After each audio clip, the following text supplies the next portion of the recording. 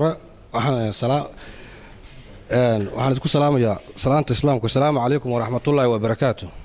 Salaanka bacdi dhammaan waxaan u mahad celinayaa marti sharafka oo ugu horeeya barasaabka ku-xigeenka gobolka Saraar ahna kusimaha barasaabka iyo cuqaasha isuduwayaasha xildhibaanada golaha deegaanka xogeeyaasha siyaasiyiinta kale dhalinyarada iyo isuduwaha iyo agaasimaha cisbitaalka ee labada dhalinyaro labada nin ee dhalinyarada aad baan ugu mahad celinayaa.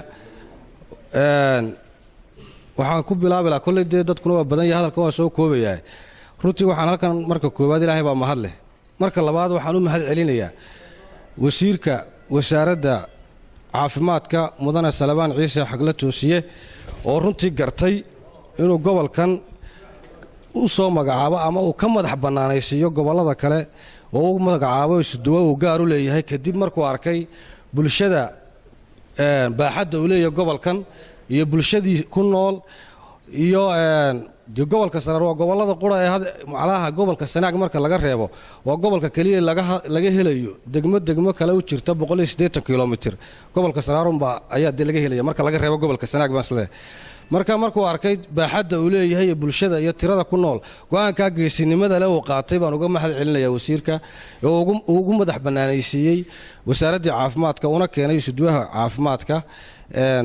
runtii waana go'aan bulshada gobolka Saraar iyo dhalinyarada gobolka Saraar iyo bahda caafimaadku aad u soo dhaweynayso maadaama aanu ahayn gobolka inta leeg ee baaxadda leh shanta gobol xuduudda la leh gobol hoostay kara uu gartay aad baan uga mahad celinayaa. waxaan ku soo